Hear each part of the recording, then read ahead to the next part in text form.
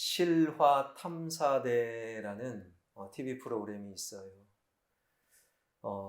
작년인가 그 프로그램에서 이런 내용을 방송한 적이 있습니다. 어느 지역에 이제 한 집주인이 세입자를 이제는 찾는 거예요.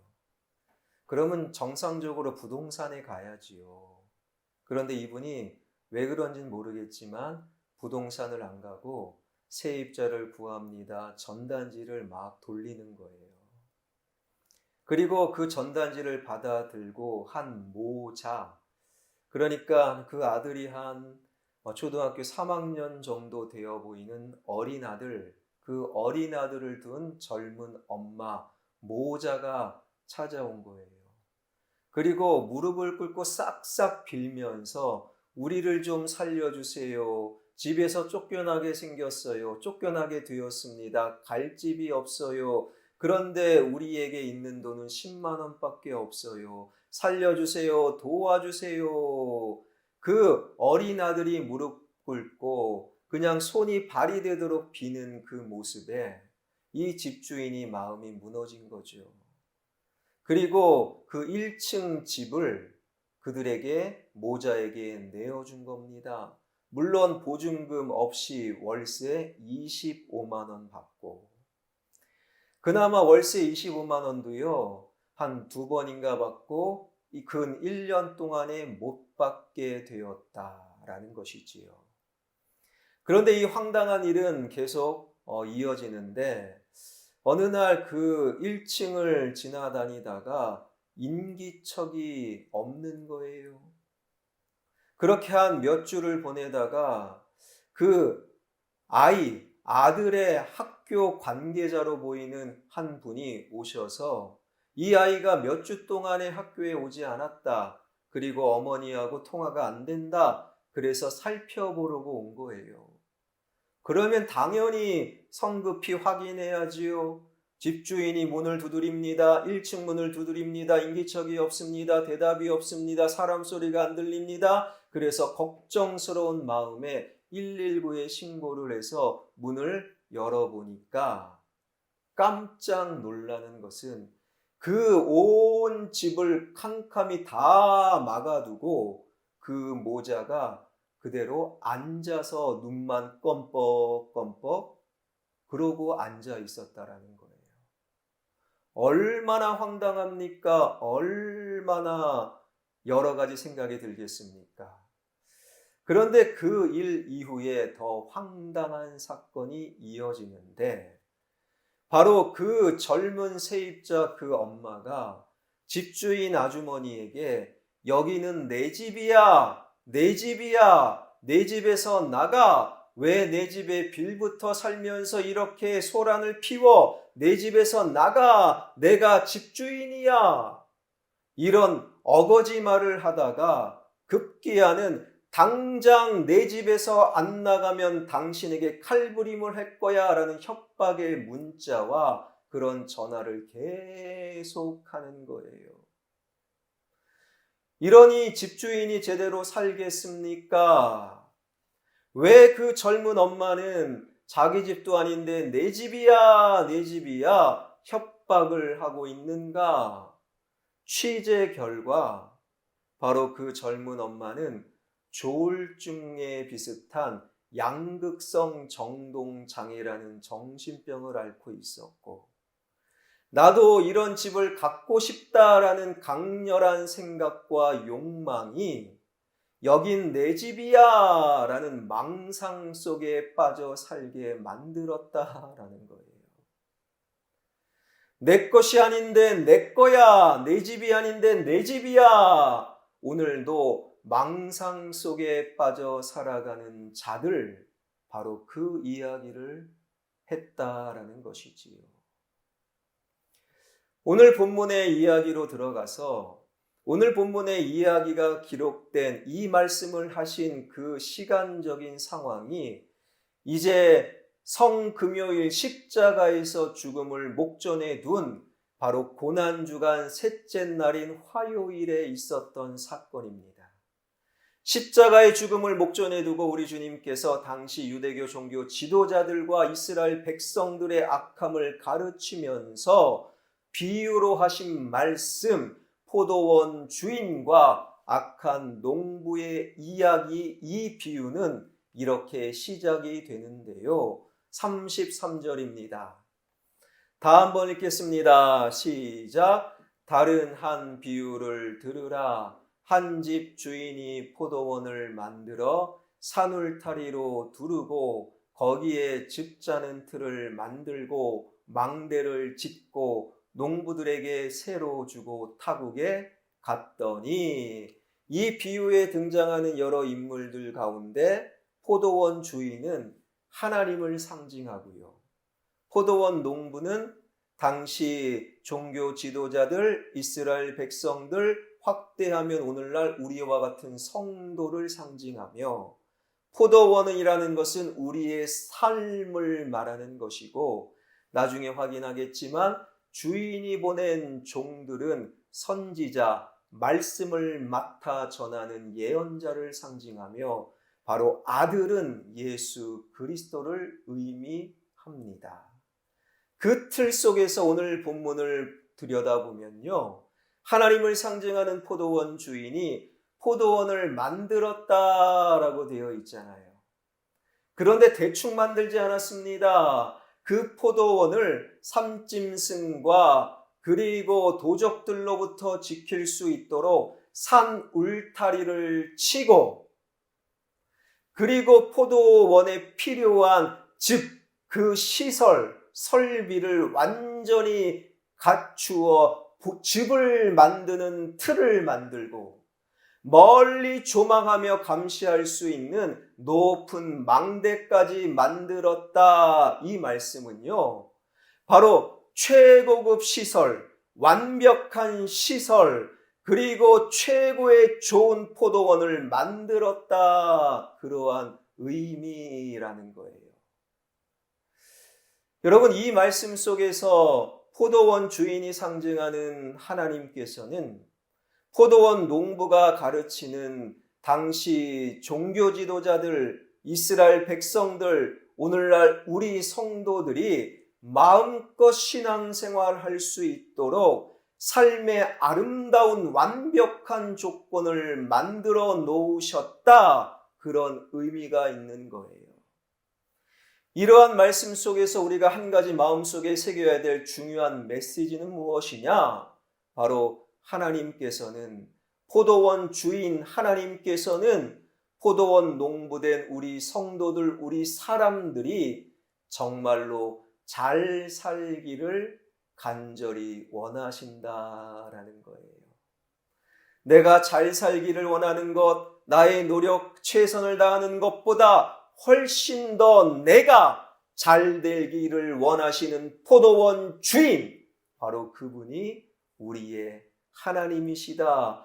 그러기 위해서, 그래서 우리의 삶의 조건을 완벽하게, 포도원이 가리키는 우리 삶을 완벽하게 만드신 하나님.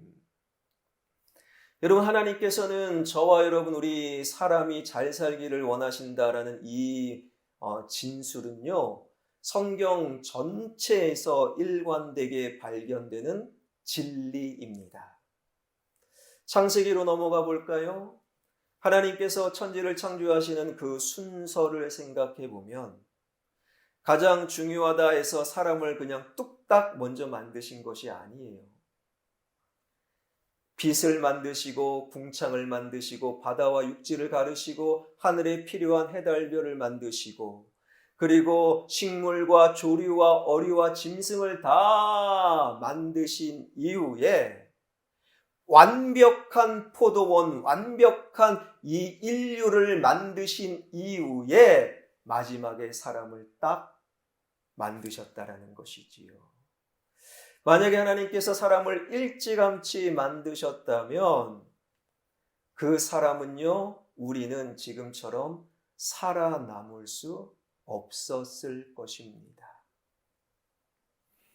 그러한 사람이 하나님을 거부하지요. 하나님 말씀을 벗어납니다. 그래서 이 땅에 완벽한 포도원, 완벽한 피조 세계 가운데 사람의 결과 죄가 들어오고 죄의 결과 서로가 싸우고 서로가 경쟁하고 서로가 죽이고 그리고 힘들게 우리가 살아갈 수밖에 없는 죄의 결과, 그 죄의 결과와 그 문제를 해결하시기 위해 당신의 독생자를 이 땅에 보내셔서 십자가에 죽이신 그 하나님. 여러분, 성경 곳곳은 일관되게 하나님은 우리가 잘 살기를, 우리가 복받고 잘 되기를 하나님은 간절히 원하십니다. 이 하나님의 마음, 이 진리가 예배하는 여러분들 영혼 속에 아로새겨지는 은혜가 임하길 주님의 이름으로 축원합니다. 아멘. 여러분, 그런 믿음 있어야지요. 하나님은 우리가 잘 되길 원하세요. 그래서 완벽한 포도원을 만드신 그 포도원 주인, 그리고 나서 어떻게 하십니까? 성경에 보니 그 포도원을 농부들에게 새로 주고, 새로 주었다. 이 33절 새로 주었다. 여기는 동그라미가 쳐져 있으면 좋아요. 여러분, 새로 주었다라는 것은 1차적으로 오늘날 우리도 임대를 주고 임대를 들어가서 살게 되는 것, 임대를 주었다라는 그런 의미가 있어요. 그러면 포도원 주인, 그리고 하나님께서 우리에게, 농부들에게 받고자 하는 임대료가 얼마입니까? 마태복음 오늘 본문에는 그것을 생략하고 있지만 같은 사건을 기록한 마가복음 12장 2절에는 하나님 주인이 받고자 했던 임대료가 기록되어 있어요. 확인합니다. 마가복음 12장 2절, 때가 이름에 농부들에게 포도원 소출 얼마를 받으려고 한 종을 보내니, 포도원 주인이 포도원 농부에게 포도원을 맡겨주시면서 받고자 했던 임대료가 얼마입니까? 성경은 대답합니다. 얼마다. 이 얼마, 포도원 소출 얼마를 받으려고, 이 얼마라고 번역된 헬라어 단어는요, 아주 작은 소량, 없는 것과 같은 정말로 작은 소량이라는 의미예요. 포도원 주인이 받고자 했던 임대료가 얼마입니까? 아주 작은 소량. 그래서 이것은 돈을 의미하는 것이 아니에요. 새로 주었다라는 이 말씀의 정확한 의미는 바로 포도원이 누구 것인가? 이 포도원이 누구 것인가? 포도원 주인이 따로 있음을 잊지 말라. 그것을 명확하게 표현하는 주인 하나님의 의도라는 거예요. 여러분, 당연히 임대료를 받는 자가 주인이고 임대료를 내는 자가 세입자지요. 그래서 그 얼마간의 극히 소량을 받으면서 이 포도원, 우리 삶의 주인은 내가 아니라 포도원 주인, 즉 하나님이심을 잊지 말아라. 그 말씀의 의미라는 거예요. 여러분, 우리 삶을 완벽하게 만드신 하나님, 그 하나님께서 우리에게 믿고 맡기셨죠. 그러나 우리의 죄성으로 말미암아 우리가 먹고 살기 힘들어졌어요. 물가가 왜 이렇게 고공행진을 합니까? 왜 사람이 서로 잘 가꾸라고 맡겨주신 이 자연을 파괴합니까? 왜 사람이 생명을 아껴야 되는데 서로 죽입니까? 왜 대학 입시로 모든 부모가 전전긍긍합니까? 취업이다, 결혼이다, 왜 먹고 살기 힘듭니까? 바로 인간의 죄의 결과.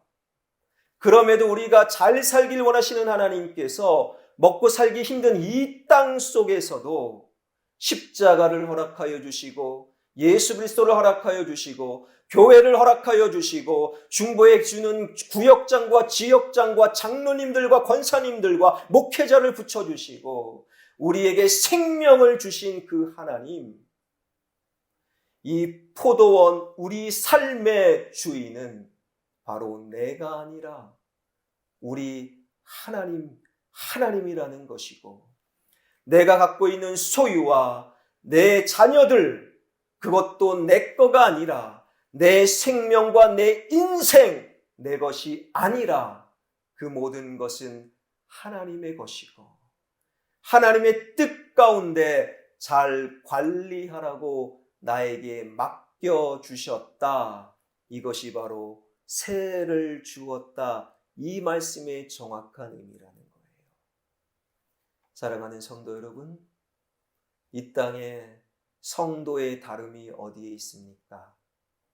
내 거가 없다. 모든 것이 하나님의 것이다. 다만 하나님께서 나를 믿고 맡겨주셨다. 내 이름으로 되어 있는 그것, 내 소유, 나의 자녀도 주인 되신 하나님의 뜻대로 잘 관리하고 사용해야 된다. 이것을 잊지 말아야 된다. 말씀하고 계시는 거예요. 그런데 여러분, 우리는 제법 자주 그 진리를 잃어버리지요. 바로 포도원 농부도 그랬어요. 이제 때가 되었습니다. 이 포도원이 누구 거냐? 정말로 극히 작은 소량의 임대료를 받기 위해 주인이 종들을 보냅니다. 그 주인이 보낸 종을 농부가 어떻게 합니까? 35절이지요. 35절 다 한번 읽겠습니다. 농부들이 종들을 잡아 하나는 심히 때리고 하나는 죽이고 하나는 돌로 쳤거늘. 세 동사, 때리고 죽이고 돌로 쳤다, 이 동사는 모두 다 종교적인 의미가 담겨져 있어요. 그러니까 주인이 보낸 그 종은요, 이미 말씀드린 바 선지자, 말씀을 맡은 바로 예언자. 그러니까 종을 때리고 죽이고 돌로 쳤다라는 것은 하나님의 말씀, 하나님의 뜻을 거부했다, 이런 의미로 해석해도 됩니다. 그러자 주인이 어떻게 합니까? 더 많은 종을 보냅니다. 그 더 많은 종, 더 많은 말씀, 그 속에서 농부들은 어떻게 하지요? 36절입니다. 다시 다른 종들을 처음보다 많이 보내니 그들에게도 그렇게 때리고 죽이고 돌로 치며 주인의 뜻, 주인의 말씀을 거부했다.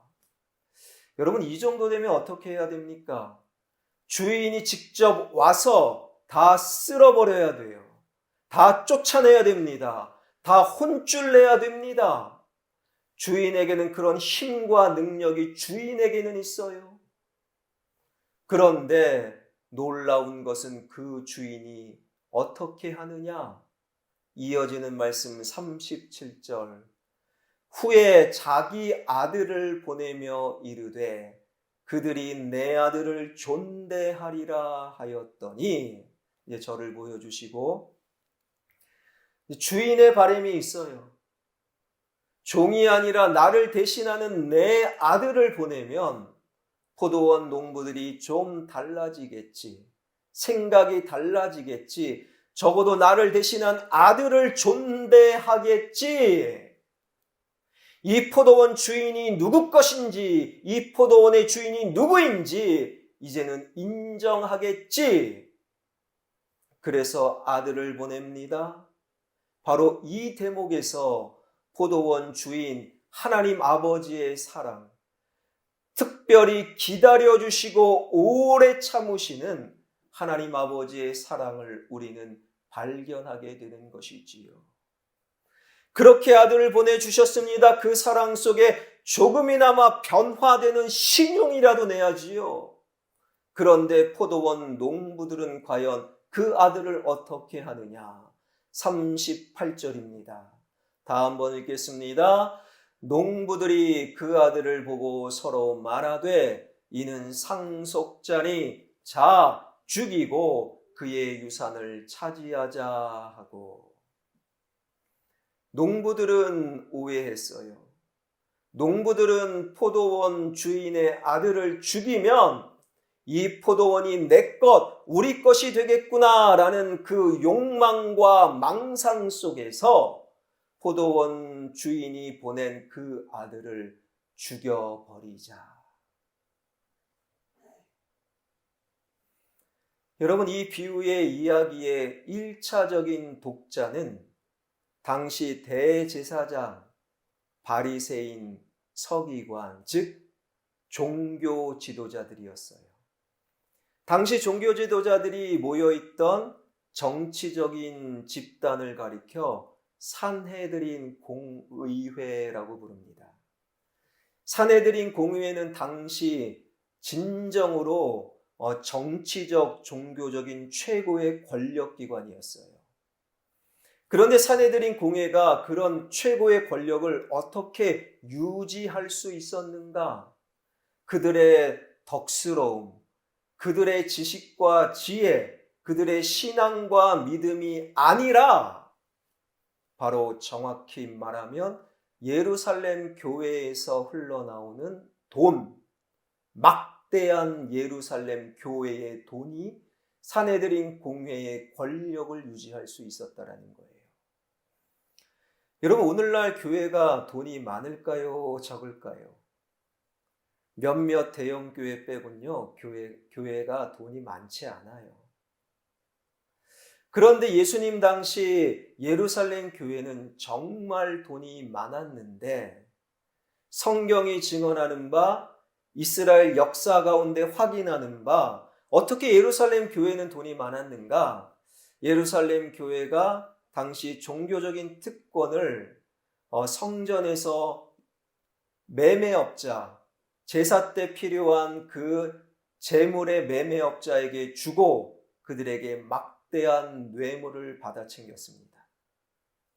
그리고 성전 주변에 드라크마를 세겔로 환전하는 환전업자들에게 특혜를 주고 그들에게 역시 막대한 뇌물을 받았어요. 거룩한 하나님께 드리는 예물만으로는 교회가 돈이 많을 수가 없어요. 그러나 막대한 특혜와 거기에 나오는 부패고리 속에서 당시 예루살렘 교회는 엄청 돈이 많았고 그것이 바로 대제사장, 서기관, 바리새인들, 산헤드린 공회의 권력을 유지하는 데 그대로 사용되었다라는 것이지요. 이러한 당시의 예루살렘 교회, 이것은 교회가 아니다, 이것은 안 된다, 무너져야 된다. 예루살렘 입성하시자마자 오늘 본문 바로 앞에서 그 성전을 완전히 깨끗하게 정화하시는 예수님의 예루살렘 성전 정화 사건이 기록되어 있잖아요. 그 결과가 무엇입니까? 마태복음에는 생략되어 있지만 마가복음 11장 18절은 그 결과를 우리에게 정확히 보여줍니다. 마가복음 11장 18절, 대제사장들과 서기관들이 듣고 예수를 어떻게 죽일까 하고 꾀하니 이는 무리가 다 그의 교훈을 놀랍게 여김으로 그를 두려워함일러라. 그러니까 예수를 죽여버리자. 왜요? 이 성전은, 이 교회는 내 것인데 자꾸 하나님의 것이라고 말하고 이 성전에 있는 이 돈은 우리를 위해, 산헤드린 공회를 위해 사용돼야 되는데 하나님의 뜻을 위해 사용돼야 된다고 말하고 그 가르침에 수많은 무리들이 고개를 끄덕이며 아멘하니 이 예수는 가만히 두면 안 된다. 죽여버리자. 바로 성전은 내 거야. 이것은 내 거야. 하나님의 것을 자신의 것으로 삼으려는, 삼을 수 있다는 그들의 욕망과 망상.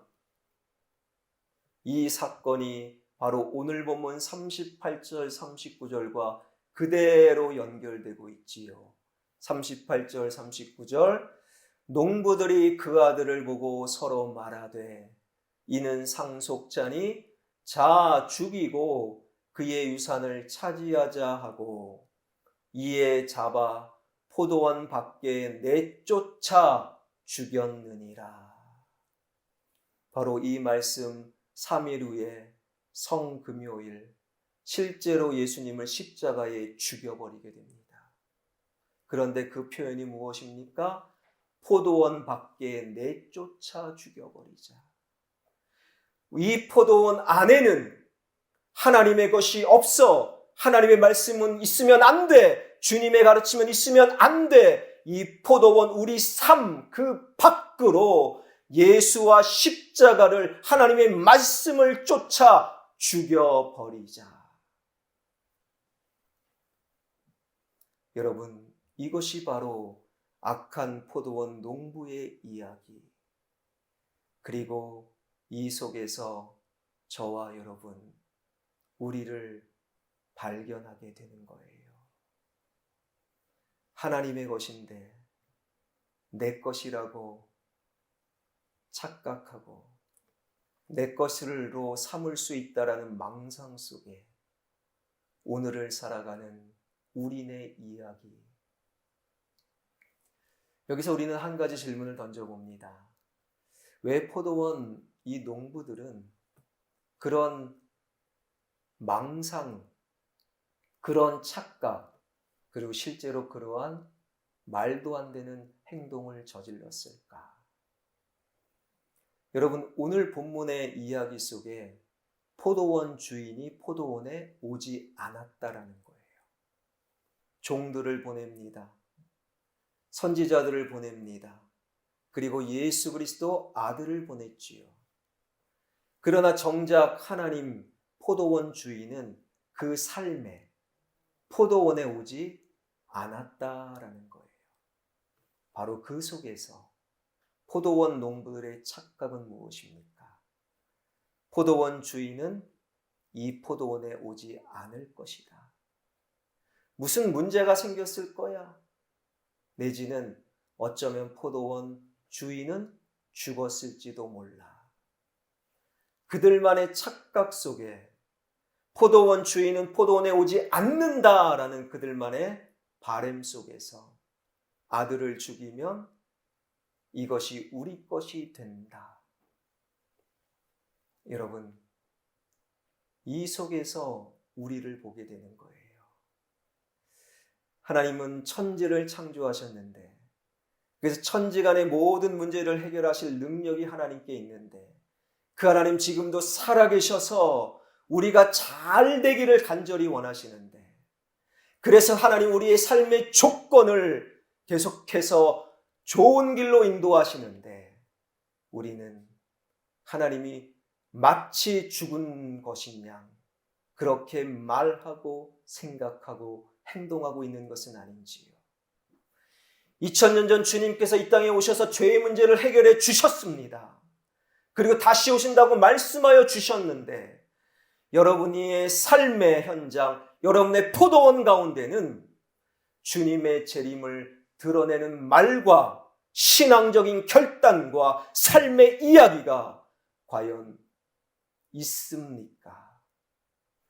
포도원 주인은 주님은 다시금 재림하지 않을 것이다. 우리 착각 속에 우리가 결정하고 우리가 생각하고 마치 이 삶이 내 것이냐 오늘을 살아가고 있는 우리네 이야기. 이 이야기는 이렇게 물으면서 일단락이 되는데요. 바로 40절입니다. 40절 말씀 다 한번 읽겠습니다. 그러면 포도원 주인이 올 때에 그 농부들을 어떻게 하겠느냐? 포도원 주인이 올 때라는 것은 바로 예수 그리스도의 재림을 말하지요. 예수 그리스도가 재림할 때 우리가 어떻게 되겠느냐? 이 질문에 성경은 친절하게 대답을 하고 있는데요. 로마서 14장 10절의 대답입니다. 네가 어찌하여 내 형제를 비판하느냐? 어찌하여 내 형제를 업신여기느냐? 우리가 다 하나님의 심판대 앞에 서리라. 여러분, 반드시 오해하지 마시고 기억하십시오.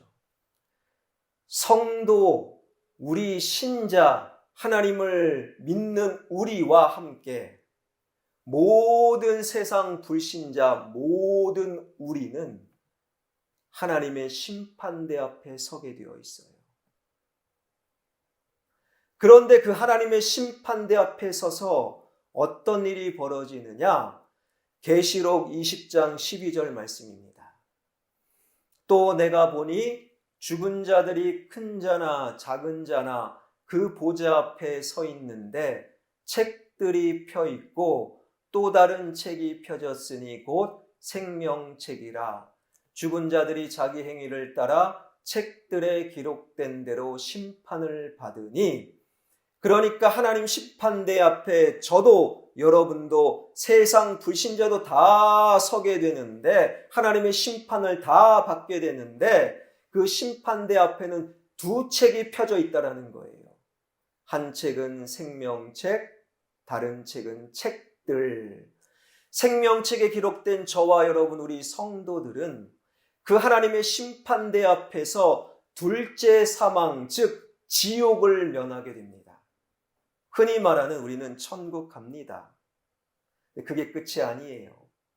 생명책에 기록되지 않는 불신자들은 당연히 둘째 사망에 처하게 되지요. 그러나 그것이 끝이 아니라는 거예요. 천국 가는 것으로 끝이 아닌 것입니다. 또 다른 책들, 그 속에는 행위가 기록되어 있는데, 마태복음 16장 27절에 보니 인자가 올 때에, 예수님이 올 때에 모든 각 사람이 행한 그대로 갚으신다. 로마서 2장 6절에 보니 하나님께서는 사람들의 행한 대로 보응하신다. 모든 성경이 일관되게 증언하는 바, 그 책들에게는 모든 사람, 성도이든 성도가 아니든 믿는 자든 믿지 않는 자든 모든 사람의 행위가 기록된 책들, 그 책들을 통하여 구원받은 우리, 천국 가는 우리에게도 하나님의 셈하심이 반드시 있다라는 거예요. 천국 가고 끝나는 것이 아니라는 것입니다. 성경이 증언하는 바, 너는 천국 가고 예수를 믿었는데, 교회를 출입했는데 너의 포도원, 너의 삶, 너의 행위는 왜 그러하였느냐? 책들에 기록된 지금 우리의 행위, 그 행위에 따라 반드시 하나님의 셈하심이 우리를 기다리고 있다라는 거예요.